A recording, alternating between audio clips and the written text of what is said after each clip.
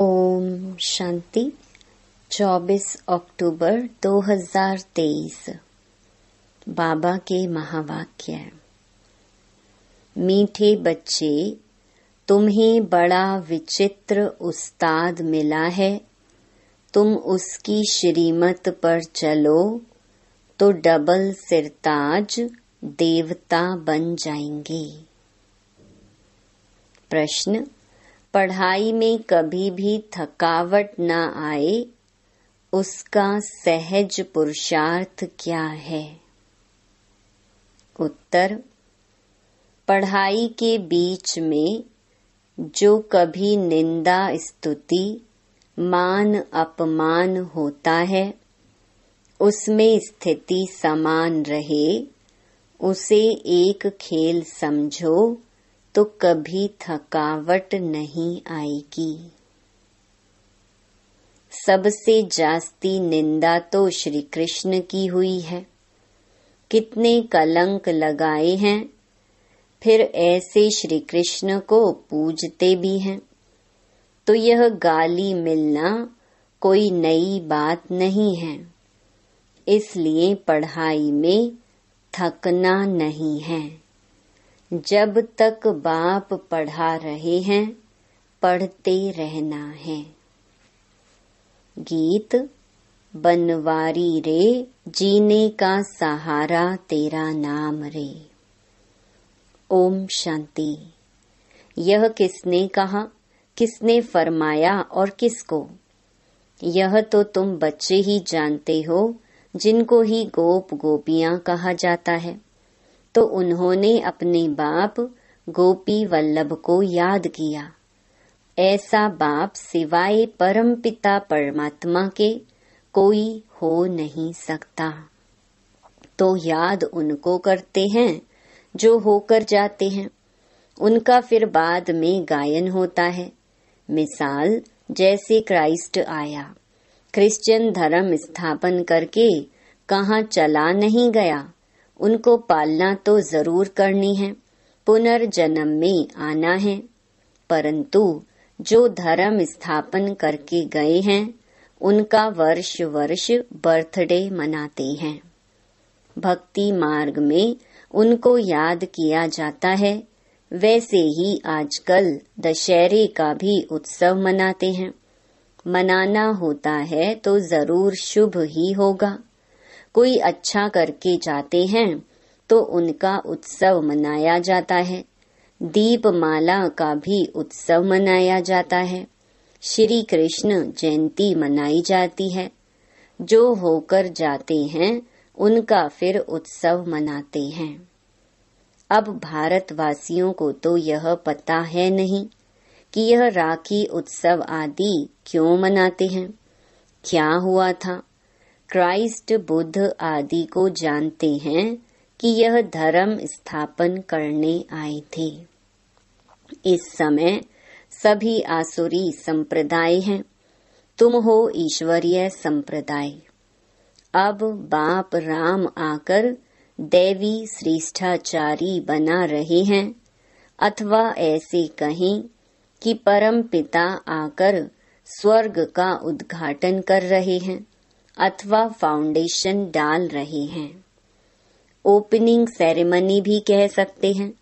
भारत में श्रेष्ठाचारी महाराजा महारानी होकर गए हैं।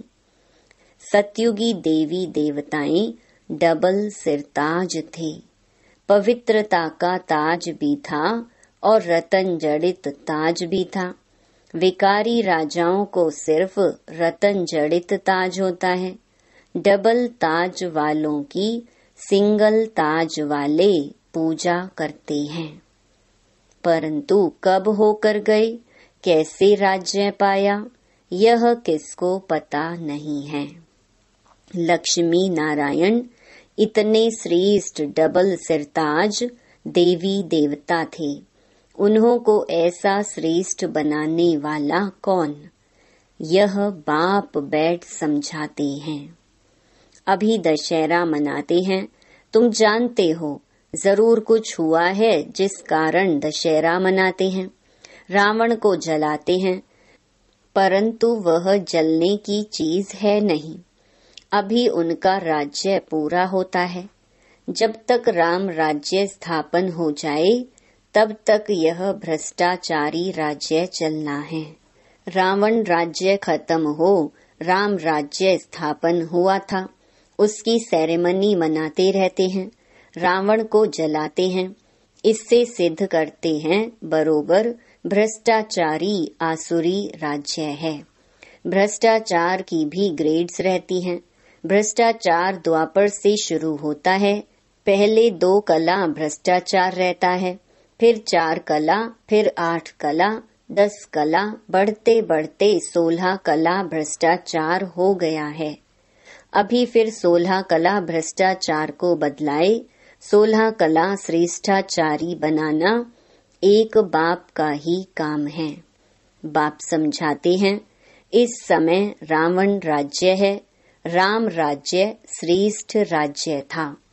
अभी वह भ्रष्ट बन गए हैं।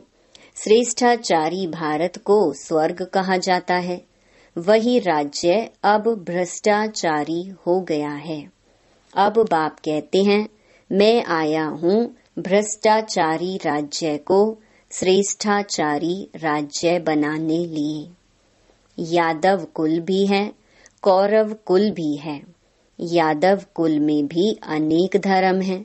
जो श्रेष्ठाचारी दैवी धर्म के थे वह धर्म भ्रष्ट कर्म भ्रष्ट बन पड़े हैं। फिर बाप श्रेष्ठ कर्म सिखलाते हैं। भक्ति मार्ग में उत्सव मनाते आए हैं। जरूर भगवान आया था, 5000 वर्ष की बात है। बाप ने आकर भ्रष्टाचारी को श्रेष्ठाचारी बनाया था। सारी दुनिया को श्रेष्ठाचारी बनाना बाप का ही काम है। फिर उनकी पालना करने लिए तुमको ऊपर से भेज देते हैं। तुमने जो दैवी धर्म की स्थापना की है उसकी फिर जाकर पालना करो। ऐसे कोई कहते नहीं, ऑटोमेटिकली यह ड्रामा अनुसार होता है। तुम श्रेष्ठाचारी बन जाएंगे, फिर सृष्टि भी सतो प्रधान श्रेष्ठाचारी बन जाएगी। अभी तो 5 तत्व भी तमो प्रधान हैं। कितनी उथल पाथल होती रहती है। मनुष्य कितने दुखी होते हैं, करोड़ों का नुकसान हो जाता है। सतयुग में यह कोई भी उपद्रव नहीं होते, उपद्रव होते हैं नरक में। उपद्रव भी पहले 2 कला वाले थे, अभी 16 कला वाले बन गए हैं। ये सब डिटेल में समझाने की बातें हैं और हैं बहुत सहज, परंतु समझते नहीं, ना समझा सकते हैं। तो यह रावण को जलाना द्वापर से शुरू होता है। ऐसे थोड़े ही कहेंगे 5000 वर्ष हुए। भक्ति मार्ग शुरू होता है तो यह उपद्रव भी शुरू होते हैं। अब फिर रावण राज्य का विनाश, राम राज्य की स्थापना कैसे होती है सो तुम जानते हो। मनुष्य नहीं जानते रावण क्या है। बाप कहते हैं, लंका तो कोई थी नहीं। सतयुग में लंका होती नहीं। बहुत थोड़े मनुष्य होते हैं। जमुना का कंठा है। अजमेर में वैकुंठ का मॉडल भी दिखाते हैं, परंतु समझते नहीं। सोने के महल आदि बनाने में वहाँ कोई देर नहीं लगती है। मशीनरी पर झट गलाकर टाइल्स बनाते हैं। तुम बच्चे जानते हो, यह जो साइंस है जिससे विनाश होता है वही फिर तुमको वहाँ काम में आएगी। अभी यह एरोप्लेन आदि बड़ी खुशी के लिए बनाते हैं, उनसे ही विनाश करेंगे। तो यह एरोप्लेन सुख के लिए भी है तो दुख के लिए भी है। अल्पकाल लिए सुख है। 100 वर्ष के अंदर ये सब चीजें निकली हैं, तो 100 वर्ष के अंदर इतना सब हुआ है। तो तुम विचार करो, जब विनाश होगा फिर नई दुनिया में कितने थोड़े समय में सब चीजें बन जाएंगी। वहाँ तो झट सोने के महल बन जाते हैं। भारत में सोने चांदी के कितने महल जड़ित से जड़े हुए बनते हैं। वहाँ दरबार बड़ी बनती है, राजे रजवाड़े आपस में मिलते होंगे। उसको पांडव सभा नहीं कहेंगे, उसको कहेंगे लक्ष्मी नारायण के राजधानी की सभा। प्रिंस प्रिंसेस सब आकर बैठते हैं। ब्रिटिश गवर्नमेंट थी तो प्रिंस प्रिंसेस महाराजाओं की बड़ी सभा लगती थी। सब राजाई ताज लगाकर बैठते थे। नेपाल में बाबा जाते थे तो वहाँ राणा फैमिली की सभा लगती थी।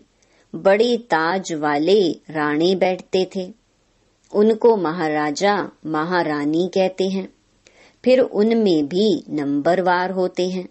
रानियां नहीं बैठती हैं, वह पर्दे नशीन होती हैं, बड़े भपके से बैठते हैं। हम कहते थे यह तो पांडव राज्य है। वह अपने को कहते भी सूर्यवंशी हैं। यहाँ थे परंतु सिंगल ताज वाले, उनसे पहले डबल सिर ताज थे। श्री कृष्ण के लिए अनेक बातें लिख दी हैं। फलानी को भगाया, यह किया, परंतु ऐसी बात तो है नहीं। जो उत्सव पास्ट हो जाते हैं वह फिर मनाते आते हैं। यह भी उत्सव मनाते हैं जबकि रावण राज्य को खलास कर राम राज्य की स्थापना की। यह तो वर्ष वर्ष मनाते हैं, तो सिद्ध होता है आसुरी रावण राज्य 5000 वर्ष पहले भी था। बाप आया था, आकर रावण राज्य का विनाश कराया था। वही महाभारत लड़ाई खड़ी है, बाकी रावण कोई चीज नहीं है। रावण की स्त्री मंदोदरी दिखाते हैं, उनको फिर 10 शीश नहीं दिखाते हैं। रावण को 10 शीश दिखाते हैं, विष्णु को 4 भुजा दिखाते हैं, 2 लक्ष्मी की 2 नारायण की। वैसे रावण को 10 शीश दिखाते हैं, 5 विकार उनके, 5 विकार मंदोदरी के। विष्णु चतुर्भुज भी अर्थ सहित दिखाया है। पूजा भी महालक्ष्मी की करते हैं। महालक्ष्मी को कभी 2 भुजा वाला नहीं दिखाएंगे। दीपमाला में लक्ष्मी का आह्वान करते हैं। क्यों? नारायण ने कोई गुनाह किया क्या? लक्ष्मी को भी धन तो नारायण ही देता होगा ना। हाफ पार्टनर होंगे, तो नारायण ने क्या गुनाह किया?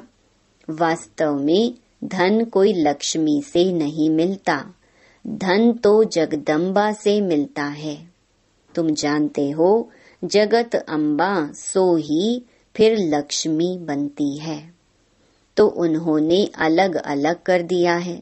जगत अम्बा से हर चीज मांगते हैं। कोई भी दुख होगा, बच्चा मर जाएगा तो जगत अम्बा को कहेंगे रक्षा करो, बच्चा दो, यह बीमारी दूर करो। बहुत कामनाएं रखते हैं। लक्ष्मी के पास एक ही कामना रख कर जाते हैं, धन की। बस जगत अम्बा सभी कामनाएं पूरी करने वाली है। धनवान तो यह बनाती है। इस समय तुम्हारी सब कामनाएं पूरी होती हैं। कोई धन नहीं देते हैं, सिर्फ पढ़ाते हैं, जिससे तुम क्या से क्या बन जाते हो और फिर लक्ष्मी बनती हो तो धनवान बन जाती हो। ताकत इस समय तुम्हारे में है जो तुम सब कामनाएं पूरी कर सकती हो। जगत अम्बा दान देती है, लक्ष्मी दान थोड़े ही देगी। वहाँ दान देते नहीं, भूख होती ही नहीं, कंगाल कोई होते नहीं। सतयुग में रावण होता नहीं। यहाँ रावण को जलाते हैं। दशहरे के बाद फिर दीपमाला मनाते हैं, खुशियाँ मनाते हैं, क्योंकि रावण राज्य विनाश हो, राम राज्य स्थापन होगा तो खुशियाँ होंगी। घर घर में रोशनी हो जाती है, तुम्हारी आत्मा में रोशनी आ जाती है। जो चीज संगम पर है वह सतयुग में नहीं होगी। तुम त्रिकालदर्शी हो, वहाँ तो तुम प्रारब्ध भोगते हो, यह नॉलेज सारी भूल जाते हो। संगम पर है ही स्थापना और विनाश। स्थापना हो गई फिर बस। इन सब उत्सवों आदि का तुमको ही ज्ञान है। अज्ञानी मनुष्य तो कुछ भी नहीं समझते, बड़े बखेरे बना देते हैं, है कुछ भी नहीं। तुम प्रैक्टिकल में देख रहे हो, सतयुग में यह बातें नहीं होती हैं। नारद की भी बात शास्त्रों में है। तुमसे भी पूछा जाता है, तुम कहते हो बाबा हम लक्ष्मी को वरेंगे अथवा नारायण को वरेंगे, तो बाप कहते हैं अपने में देखो कोई विकार तो नहीं है।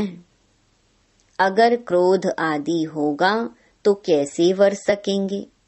हाँ, अभी संपूर्ण तो कोई बने नहीं है, परंतु बनना है।